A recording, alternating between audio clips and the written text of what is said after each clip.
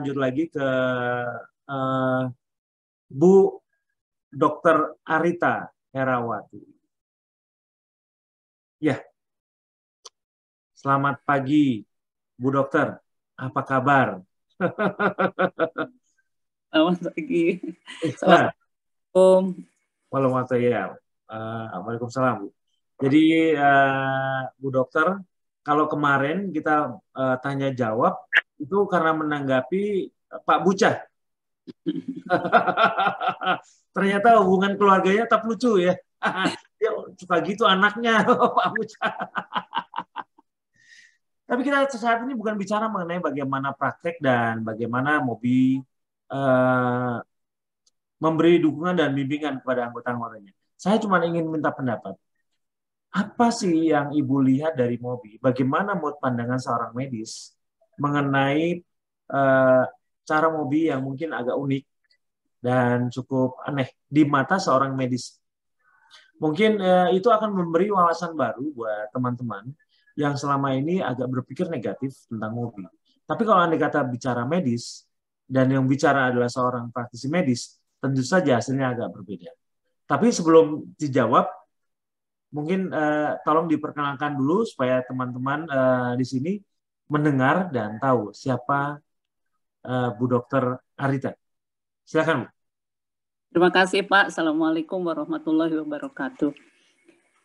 Begini, Bapak, nama saya Arita Herawati. Saya sebenarnya kalau dikasih nomor Mobinya itu 1947. Jadi saya sebetulnya idol 19, Pak, gitu. Udah 2 tahun itu. Jadi saya udah awal-awal dulu gitu. Nah, saya saya memang dokter, tapi saya begitu lulus langsung saya bekerja di biasa Pak, puskesmas di Jakarta, saya di kelurahan, puskesmas kecamatan, kemudian ke Kota Madia, terus saya ke dinas kesehatan. Ya, terakhirnya saya memang pensiun dari dinas kesehatan gitu. Jadi tapi setelah itu saya tidak berhenti di ini, tapi saya juga mengurusi HIV dan AIDS dan lain sebagainya gitu karena masih diberi tugas itu. Kemudian saya tentunya praktek seperti biasa begitu. Nah, saat ini karena ada teman atau bekas bos lah dulu yang punya tempat untuk membuat klinik, jadi saya diminta bantuin dong, bisa nggak klinik. Akhirnya saya siapkan, ternyata saya ditugaskan untuk menjadi penanggung jawab di klinik beliau itu. Ya, sudah saya kerjakan saja gitu. Saya sebenarnya sakit ininya Pak, sakit gula itu sejak begitu saya pensiun 2006. Tahun 2006 dalam 10 bulan badan saya yang tadinya agak gemuk sedikit gitu, kok sekarang menjadi bagus gitu. Turun berat badannya dalam 10 bulan. Jadi saya bangga-bangga dikit lah gitu, saya bilang sama suami saya, aku sekarang cakep ya, badanku bagus nih, baju-bajuku juga muat semua. Tapi suami saya mengingatkan, jangan seneng dulu, kamu kan punya riwayat, maksudnya tuh orang tua kamu, ibu ayah kamu itu gula, sakit gula, kamu jangan bangga, lihat dulu, udah pernah ini. Akhirnya saya memang medical check up Pak. Waktu itu saya medical check up tahun 2006 itu saya kaget banget karena semua bagus kecuali gula darah saya 440. Saya baru tahu tuh Pak, saya dokter tapi tidak pernah saya memeriksakan gula darah saya, makan tenang aja. Kemudian saya kaget, begitu kaget saya langsung memang berobat ke ahli gula, lalu saya biasa kalau udah kedokteran kan diberi obat, kemudian diet dan lain sebagainya. Saya patuh sekali, dalam 3 bulan gula darah saya turun menjadi 220 dalam 3 bulan. Sehingga dokter mengatakan, udah bagus tuh dietnya diperketat kayak begitu, katanya gitu, segitu aja. Karena ini dokternya adalah dokter orang tua saya dulu, makanya beliau mengatakan, kamu rupanya yang dapat pabrik gula ya, katanya gitu, turunan pabrik gula. Terus ya udah, terus saya ikuti. Tapi memang saya minum obat terus, saya bukan orang yang mau pakai ini, pakai itu, segala macam, tidak. Jadi saya mengikuti saja dengan itu. Tapi saya lama-lama begini, kenapa ya gula darah saya sudah 220 turun nanti menjadi 170, tapi kadang-kadang naik lagi jadi 190, nanti turun lagi, pokoknya naik turun nggak ketentu gitu. Tapi obat kan terus saya minum, bahkan saya ditambah dengan obat suntik gitu waktu itu. Lama-lama saya mungkin jengah juga ya minum obat, kemudian nggak enak, rasa perut saya nggak enak begitu, terus akhirnya saya juga secara tiba-tiba Pak, tiba-tiba ada WA masuk di grup di WA saya, di HP saya, itu yang menceritakan tentang ada ini loh, mengajak ada pola makan, pokoknya jangan pakai karbo, jangan pakai ini dan lain sebagainya. Saya cuma baca, ini apa sih, saya bilang gitu, saya lihat ya gitu, ini apa gitu. Tapi terus aja udah saya buang, masuk lagi. Saya nggak tahu dari siapa itu sebetulnya gitu. Terus lama-lama saya bilang, ini boleh juga ya, kok kenapa terus-terusan? Saya pikir apa dia tahu kalau saya sakit gula gitu ya. Terus akhirnya ya udah. Terus saya baca lebih baik itu, terus akhirnya saya coba, saya mendaftar gitu. Mendaftar waktu itu kalau nggak salah saya diterima oleh Mas Freddy dan Ibu Mary kalau nggak salah waktu itu. Bahkan Ibu tolong ditanya saya, Ibu dokter ya? Iya, saya bilang gitu karena saya menceritakannya bahwa saya ini dengan obat ini. Jadi bahasa saya adalah bahasa kedokteran. Jadi Pak Freddy mengatakan, Ibu dokter ya? Iya, saya bilang gitu. Bu kalau bisa ininya begini, diminta ini. Udah saya kasih semuanya, terus akhirnya saya diterima untuk masuk menjadi anggota. Tapi waktu itu namanya bukan Mobi Pak saat itu. Pokoknya waktu itu nanti ada yang dapat pesan suara, yang akan berbicara adalah Bapak Eko Yudo Tamtomo. Ya udah, saya ngikutin aja. Pokoknya disuruh gini, disuruh gitu. Oke, saya dengerin gitu. Tapi waktu itu saya sih masih sambil praktek, sambil apa, masuklah COVID dan lain sebagainya. Jadi saya mengikuti Pak, mengikuti pesan suara dari Bapak itu saya ikuti semuanya gitu. Terus udah gitu, akhirnya saya pikir apa sih ini isinya? Oh ternyata gitu. Ternyata sebetulnya isinya yang ada itu adalah semua pelajaran-pelajaran yang pernah saya diajarkan di kedokteran sebetulnya Pak. Jadi kalau orang mengatakan bahwa ini berbeda dengan kedokteran, menurut saya tidak gitu. Jadi misalnya tentang kan karbohidrat, protein dan mikronutrien, makronutrien, kemudian diet alkali, HbA1 semua sampai glukagon, kortison dan lain sebagainya, itu keto segala macam, itu ketoasidosis dan lain, itu semua dipelajari. Bahkan yang terakhir saya dengar dari Ibu Siswati tentang siklus Krebs ya. Siklus Krebs itu saya juga memang dulu diajarin siklus Krebs, bukan sekarang udah tua nih jadi lupa gitu. Padahal dari dulu saya pelajari dan saya begitu, dan setelah saya timang-timang semua, saya pelajari semua, ternyata di dalam pesan suara dari Bapak itu terdapat di dalamnya mengandung satu, tentang anatomi. Yang kedua, tentang fisiologi. Ketiga, tentang patologi. Kemudian tentang biologi, tentang biokimia. Kemudian banyak sekali tentang macam-macam yang sebenarnya itu ada di kedokteran. Gitu. Nah itu jadi makanya saya boleh juga nih, saya pikir gitu. Ini berarti kan sama aja, cuma maksud saya kenapa kok seperti ini tuh ya udah saya ngikutin aja. Waktu itu saya grup 19 itu ketuanya adalah Bapak Ahmadi. Kalau dulu belum ada mentor, belum ada pokoknya semuanya Pak Eko aja ngasih Pak Eko. Ya, yang lain nggak ada gitu. Pak Ahmadi sendiri juga belum seperti sekarang menjadi mentor, menjadi ini masukan. Karena saya juga nggak tahu kenapa, saya juga nggak ini. Tapi waktu itu saya sudah paham betul tentang apa ilmu yang Bapak berikan itu. Tapi terus terang saya belum melaksanakan itu Pak. Tapi saya sudah. Kenapa Bu? Karena yang nggak ada dorongan. Maksudnya gini. Ntar dulu gitu loh maksudnya, karena saya memang masih sibuk mengerjakan segala macam, lalu ada COVID dan lain sebagainya, saya ini pasien saya ya udah, tapi anak saya selalu mengingatkan, Mama hati-hati loh, katanya bilang itu, jangan COVID juga yang diurusin, katanya itu Mama itu DM, katanya bilang itu komorbid. Iya, saya cuman begitu. Nah udah, terus akhirnya ya saya tetap ini mempelajari, terus saya sedikit-sedikit ada yang saya ambil, makanannya harus kayak gini nih. Terus udah gitu, jadi saya kurangi. Jadi memang gula darah saya itu Pak masih pakai obat itu sekitar ya 170, 190 gitu. Kalau meleng makannya ya bisa naik jadi 200 lebih.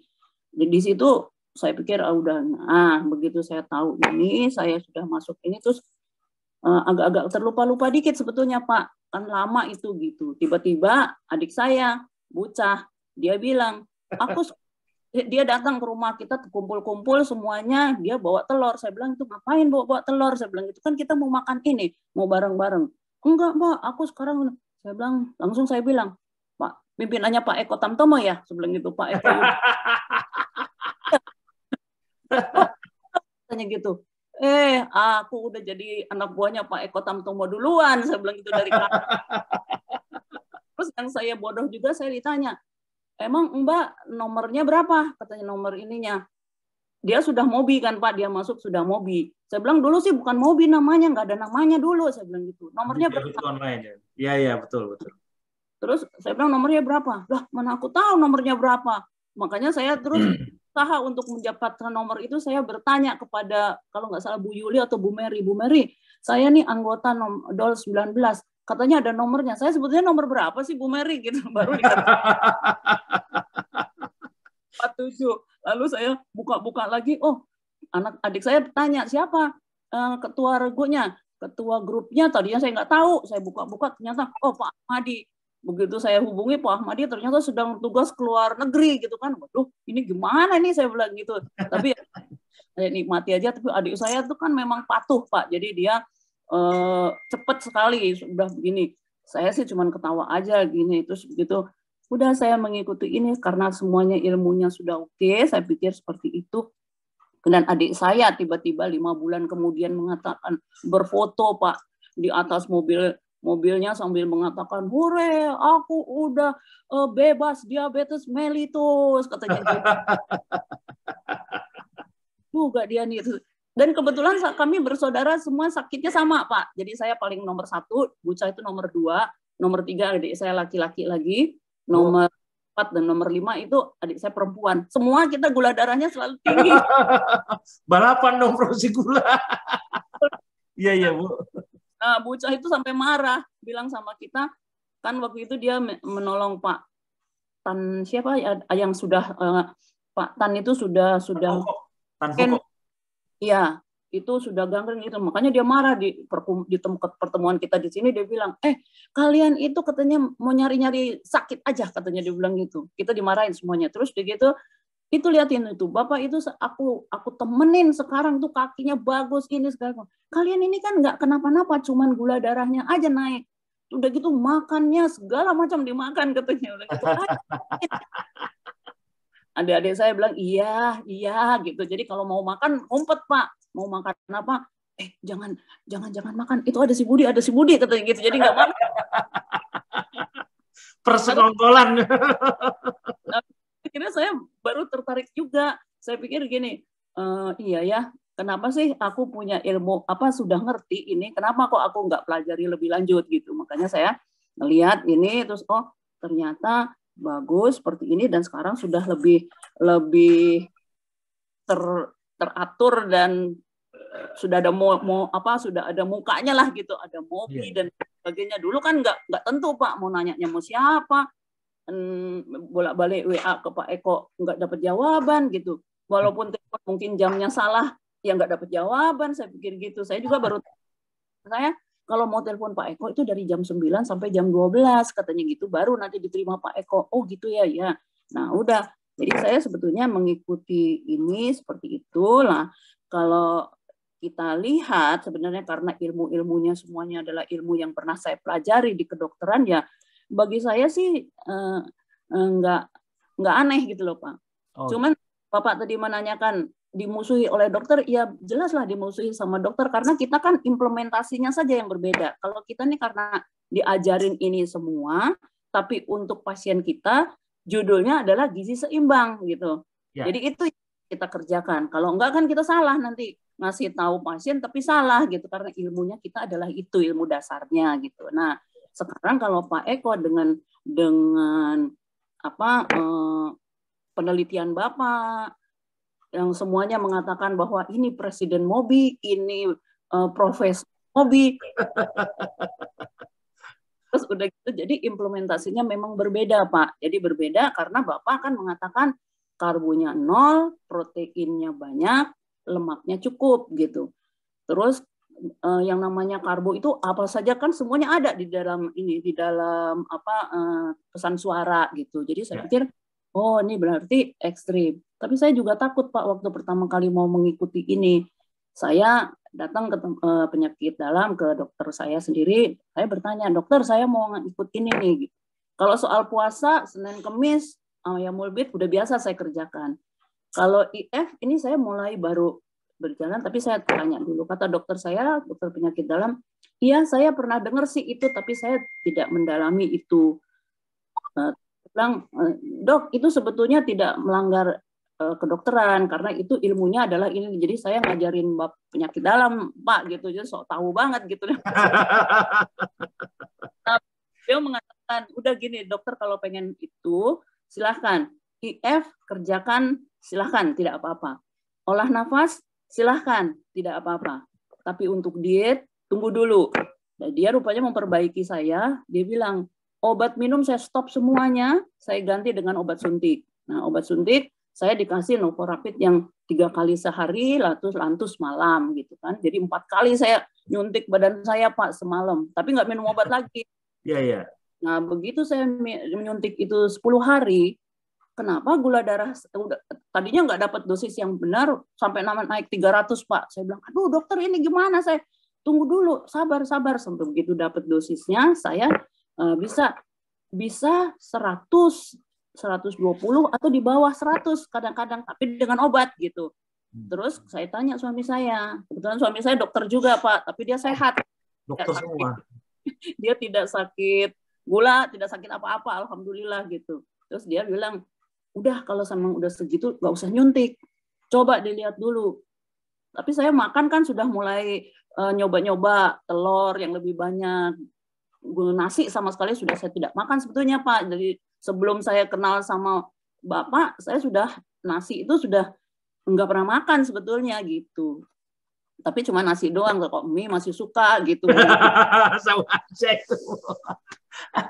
Pinter Ibu.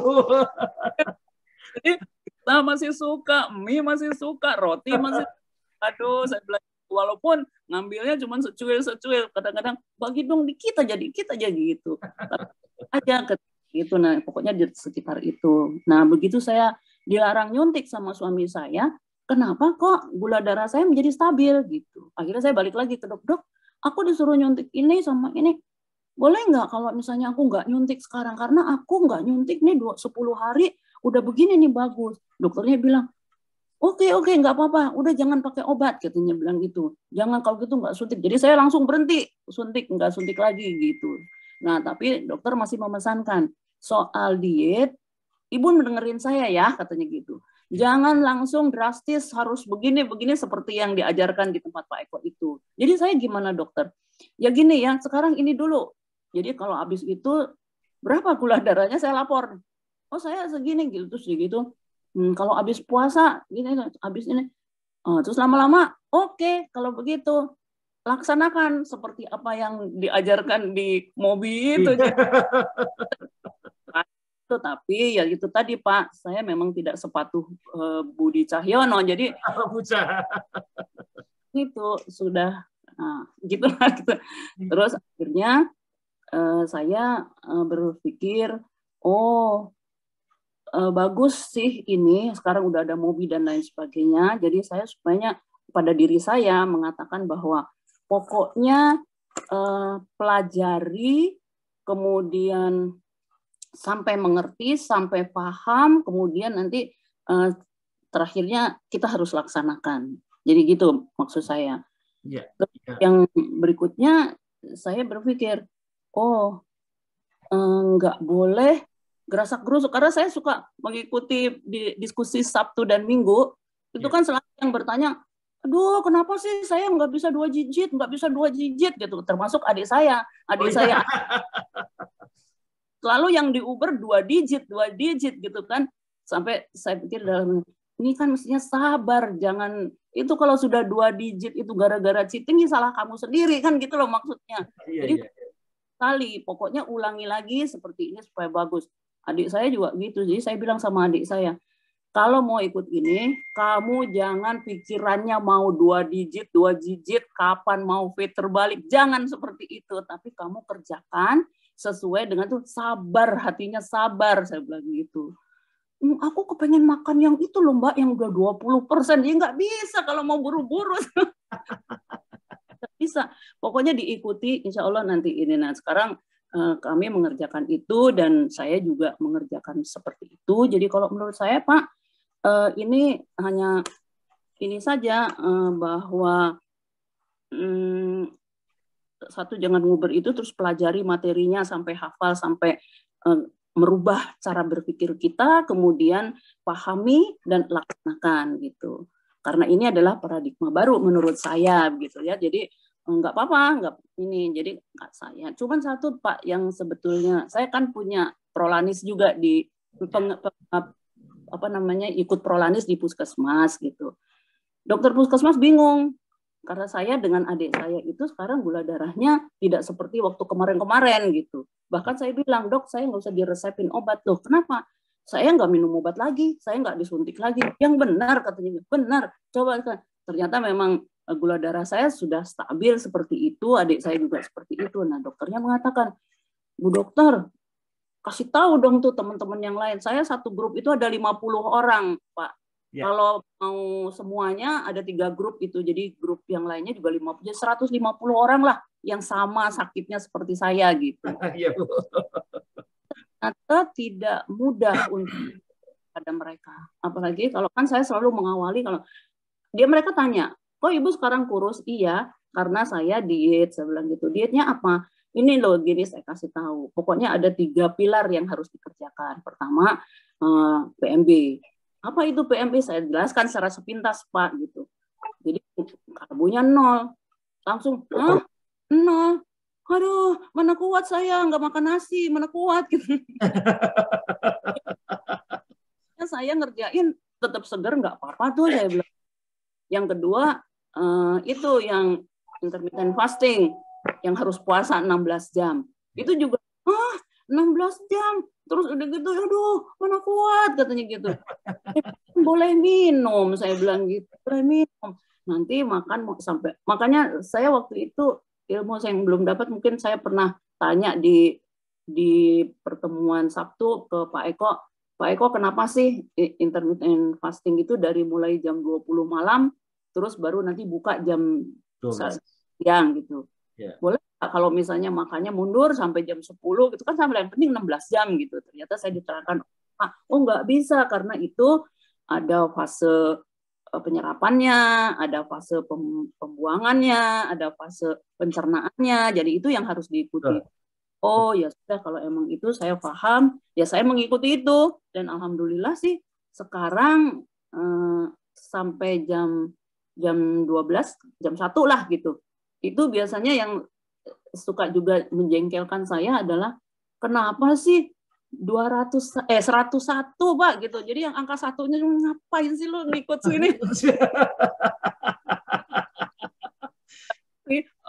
Kadang-kadang 99, 97. Kalau puasa yang sampai sore Pak, itu hasilnya memang 85, 87 kan, itu tidak makan sama sekali dari mulai sahur. Kadang-kadang saya juga cuma minum saja sampai buka. Jadi itu yang saya ikuti. Terus kalau ketemu sama Bu Niken sih suka disuruh, ayo fit terbalik. Saya cuma ketawa aja.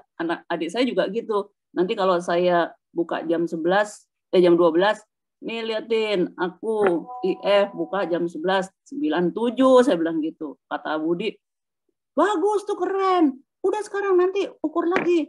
2 jam sudah makan, katanya gitu. Saya bilang, ntar dulu jangan disuruh-suruh begitu, ntar aku kecewa, saya bilang gitu. Udah nanti aja dah pokoknya. Makanan saya tuh kalau orang Jawa bilang sak ketemunya gitu Pak. Pokoknya ini sak ketemunya gini, yang penting ini tidak karbohidrat, sak ketemunya gitu. Makanya saya bilang sama Bu Niken, Bu bagi dong resepnya gitu. Padahal saya tidak suka masak, Pak. Kalau saya punya resep gitu, saya bilang sama Budi, kamu udah aku udah dikasih, mau ya buatin kayak, lu jangan makan sendiri, saya bilang gitu. Masa kita, akhirnya dia bikin, Pak, nanti dibagi nih semua, dari saya sampai ke adik-adiknya semua. Nih. Terus akhirnya kita bilang, udahlah suruh dia masak aja, ntar kita kirimin telurnya, kita kirimin kejunya, jadi biar dia yang masak. Ya yang suka masak. Kalau kami adik-adik saya sih mungkin suka, tapi kalau saya pribadi jauh, Pak, ke dapur itu, aduh, kalau ada yang ngasih mau lah gitu. Jadi Budi Cahyono suka bilang gitu, tunggu ya sebentar, aku bikinin dulu ya gitu. Jadi saya menunggu Budi Cahyono ngasih makan apa. Kalau enggak ya jatuhnya telur, Pak, pokoknya telur. Suami saya suka merebuskan telurnya, kemudian paling ayam di terus ikan gitu digoreng gitu dengan minyak barpo. Nah, dibantulah. Kalau saya sih tidak dapat halangan, misalnya suami saya jangan gitu. Turun memang berat saya, Pak, 8 kilo dari 60 sekarang 52, jadi 8 kilo turunnya. Ketahuan kalau saya memang kurus gitu. Tapi suami saya mengerti bahwa saya memang diet, nggak makan karbo mana bisa gemuk gitu kan. Makanya ini minum ini segala macam. Terus udah gitu anak saya dokter juga, Pak. Terus dia melihat juga, yang penting mama jangan sakit ya. Kalau sakit ntar aduh, katanya bilang gitu. Saya kan cuma punya mama doang, katanya. Oh, jadi suami ibu dokter, anak juga dokter, Bu? Ya, kebetulan anak saya cuma satu, Pak, jadi dokter. Jadi makanya dia takut banget kalau saya sakit gitu. Jadi pokoknya dia kalau ayah sama ibunya sakit, dia sangat takut gitu. Jadi apa sih, Mah, gitu. Terus akhirnya kalau saya olah nafas gitu, dia masuk. Terus kata papahnya lagi olah nafas, katanya, dia bilang gitu, olah nafas. Bikin, Pak, ke saya. Saya lihat keluarga besar ibu kocak-kocak ya, lucu-lucu gitu. Saya suka gosip dan persekongkolan. Gini, apa sih itu narik nafas, buang nafas, udah ditarik, katanya dibuang lagi, ditarik, dibuang lagi. Tenang, saya bilang gitu, jangan ganggu, mama lagi ini gitu. Yang enggak ada sih, jangan ini, jangan begitu, malah dicari-carikan apa yang saya butuh. Itu saya didukung. Tapi saya kenapa senang, karena ternyata ilmu dari Pak Eko ini tidak jauh dari ilmu yang pernah saya pelajari. Jadi cuma memang implementasinya yang berbeda. Yeah. Nah, kenapa Pak Eko berani memberikan ilmu seperti ini? Saya percaya karena Pak Eko pasti betulan ini, nggak main-main gitu, karena Pak Eko sudah ada penelitian, belajar, dan itu belum tentu saya bisa mengerjakan. Makanya saya pikir, ini udah ada Pak Eko, saya bilang gitu. Kenapa saya mesti susah? Saya harus percaya. Sehingga saya, dan selain itu saya juga melihat, oh ternyata banyak orang-orang yang mengikuti ini, dan hasilnya Bapak bisa lihat sendiri. Dan tidak tentang orang di Jakarta saja atau Indonesia, ternyata di luar negeri pun ada yang ikut dengan kita. Jadi seperti itu Pak Eko, kenapa saya masih terus di sini dengan ini, dan saya selalu diawasi oleh penyakit dalam. Selain itu, mungkin tadi Pak Eko menanyakan, dimintain duit nggak? Terus terang nggak ada di mobil ini dimintain duit dan lain sebagainya, nggak ada. Tapi kalau misalnya ikut pendalaman olah nafas harus membayar, wajar. Seperti tadi yang Bapak terangkan bahwa ya internetnya bayar, linknya bayar, segala macamnya, operasionalnya kan ada. Ya maklum lah kalau 100.000 per bulan sih, insya Allah mungkin masih bisa lah, rezeki kita ada gitu. Jadi seperti itu Eko. Jadi menurut saya sih oke, nggak masalah, saya salut. Pokoknya jalanlah terus pokoknya gitu. Saya membantu semampu saya gitu. Tapi ya itu, kesulitan saya adalah mengajak orang itu kelihatannya terus ragu di situ. Tapi ada beberapa sih, kayak misalnya teman akrab saya di SMA sama teman saya waktu kuliah kedokteran, ada dia sudah masuk, malah namanya kemarin oleh Bu Mary, Bu Mary deh kalau nggak salah, dimasukkan, itu namanya Bapak Sunarko, itu sudah mengikuti pesan suara Bapak mulai dari tanggal 1 Oktober kemarin. Sama satu lagi Ibu Heni, itu sebetulnya anaknya teman saya gitu. Jadi dia juga DM. Nah ini yang sekarang mau ini ada dokter, dia sudah juga tidak melihat Pak gitu, maksudnya sama jalannya juga sudah susah gitu. Kalau saya alhamdulillah Pak, saya sakit sejak tahun 2006, badan saya semua alat-alatnya sampai saat sekarang masih dalam batas normal begitu. Kecuali saya kesemutan memang kemarin-kemarin, sekarang sudah mulai berkurang kesemutannya. Nah kalau teman saya ini sudah harus ada yang sudah harus cuci darah, harus yang kena susah ngangkat kakinya dan lain sebagainya. Bahkan saya tuh sebetulnya periksa mata di dokter mata itu diputuskan saya harus operasi. Terus saya menghadap dokternya, dok saya mau dioperasi apa? Katarak katanya bilang gitu. Dia nggak tahu kalau saya dokter, malu saya bilang, dokter, apakah saya sudah harus dioperasi sekarang kataraknya? Saya bilang gitu. Terus emang kenapa ya? Saya bilang, maaf dokter, saya dokter. Sampai saat sekarang mata saya tidak ada gangguan apa-apa. Kalau berkurang ya iyalah, orang umur saya sudah 72 pastilah praktek. Nanti kalau saya dioperasi sama dokter, banyak orang misalnya tiba-tiba tidak berhasil, lah terus saya tidak bisa lihat bagaimana. Dokternya kan masih muda Pak, langsung bilang gini, dokter mata dia. Ya udah deh dokter kalau gitu nggak usah, nanti aja kalau dokter pengen dioperasi baru datang lagi ke sini kan. Gitu. Berubah lagi. Jadi saya tidak operasi apa-apa. Adik saya yang kemarin ikut sama bapak di Sawangan itu udah dioperasi, dia hasilnya sih bagus gitu. Jadi tapi saya sendiri sebagai dokter takut Pak, mata saya dicolok-colok nanti kalau iya baik, kalau enggak bagaimana gitu. Orang kan macam-macam, jadi saya bilang udahlah pokoknya saya berdoa supaya saya masih tetap bisa melihat dan lain sebagainya gitu Pak Eko. Jadi rasanya saya sih mendukung Pak Eko, pokoknya maju terus gitu, jangan dengerin lah orang yang mencemooh begini begitu, nggak ada itu, orang sirik aja gitu. Bagaimana tanggapan Pak Dokter di belakang dengan polanya Ibu? Jadi, Pak Dokter nih gimana? Saya mohon maaf ini kalau ada kena flu. Oh iya Pak, nggak menular ke saya Pak. Virusnya kejauhan sampai ke sini Pak. Ya, bagaimana tanggapan Bapak dengan kesehatan Ibu yang semakin membaik? Saya belum bisa menanggapi karena hasilnya belum positif sekali dari Rita, istri ya. Satu, kedua, saya hanya membaca dari buku-buku kuliah yang dulu, jadi seperti cycle scrap ya, scrap cycle, itu salah autopagi dan segala macam itu. Saya rasa itu semua memang kita pelajari ya. Dan dia sendiri juga sebetulnya sudah lama.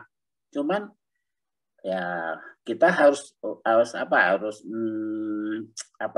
update. Bukan, maksud saya begini, kita mau tidak mau dalam era globalisasi ini banyak kepentingan gitu loh. Oh iya.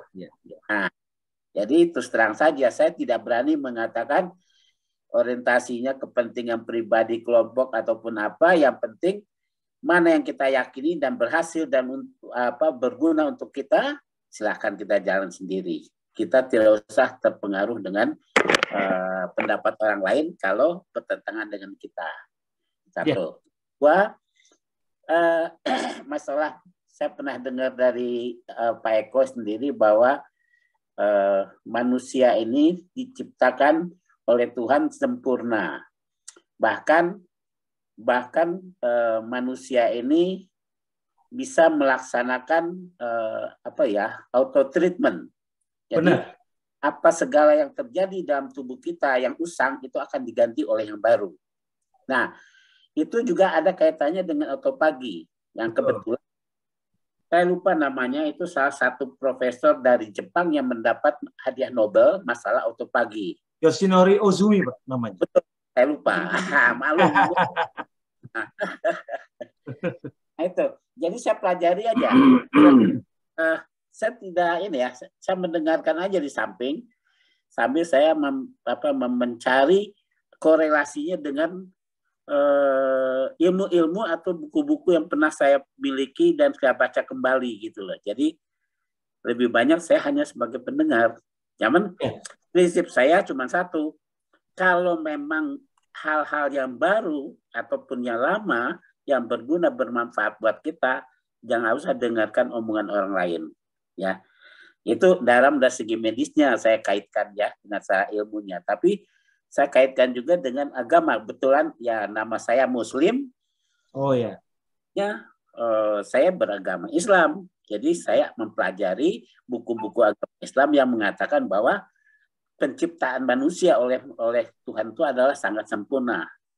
Jadi segala sesuatunya itu dikaitkan dengan keimanan, keyakinan kita.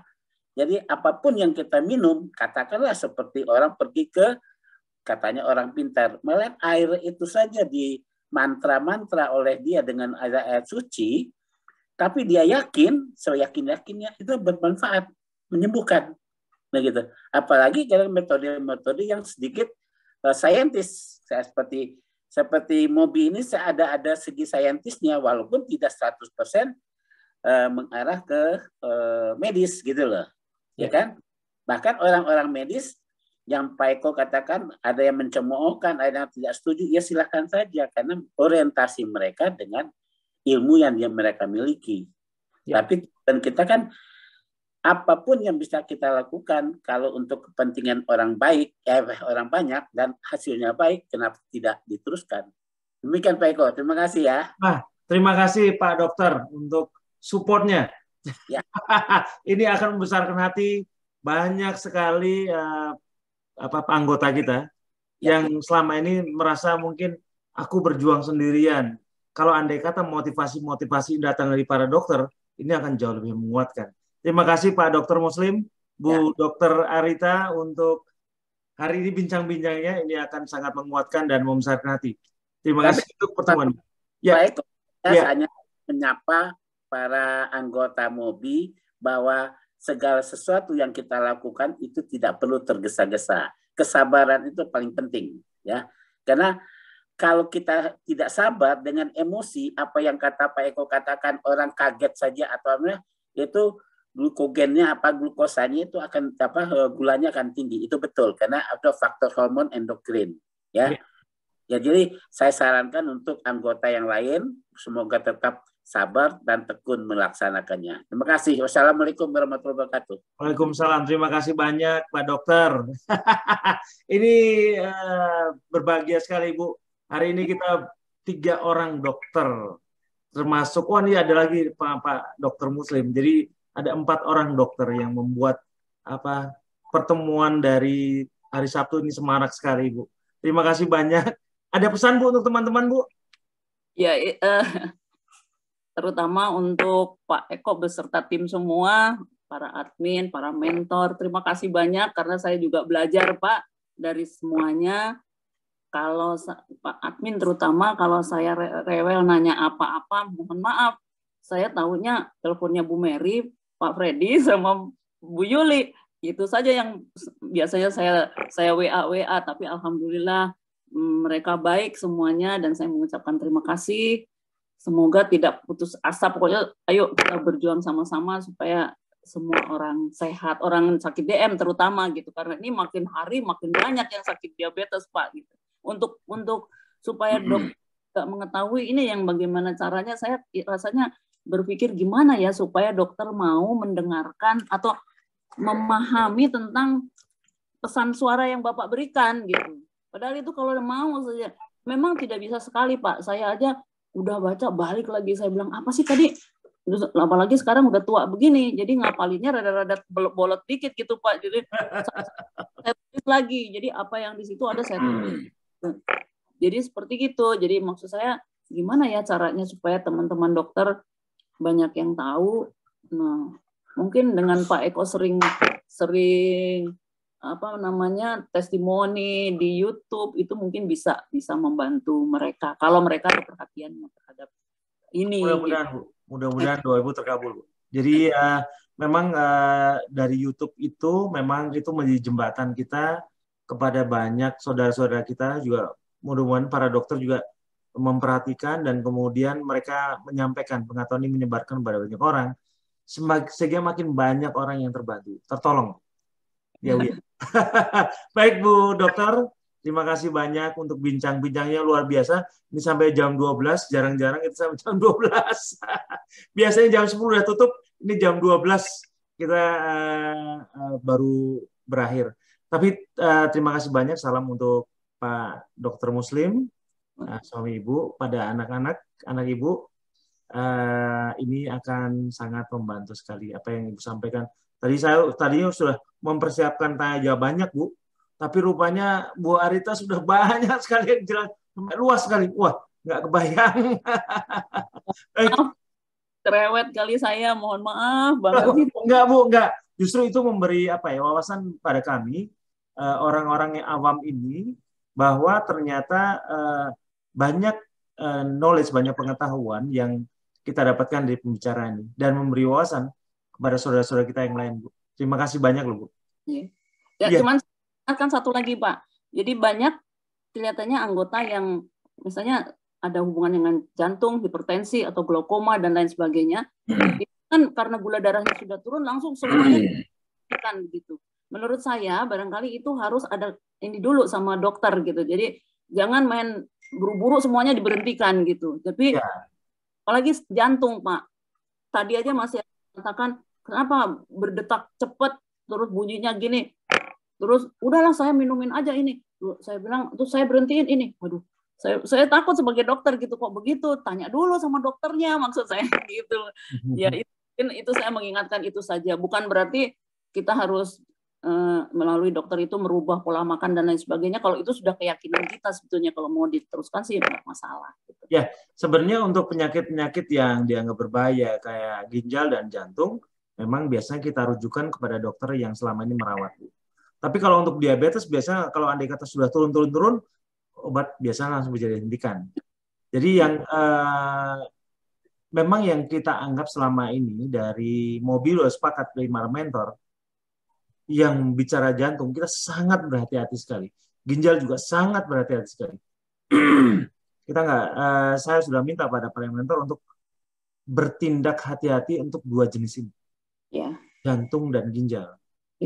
Mungkin mereka harus dirujukan pada teman-teman dokter supaya mereka bisa dapat apa ya, bimbingan dan support yang benar. Tapi kalau andai kata diabetes itu memang domain saya, Bu. Ya, baik Bu Dokter, terima kasih banyak untuk tanya jawabnya di hari ini. Ini membesarkan hati. Terima kasih, selamat siang Bu. Sampai ketemu lagi. Salam tua.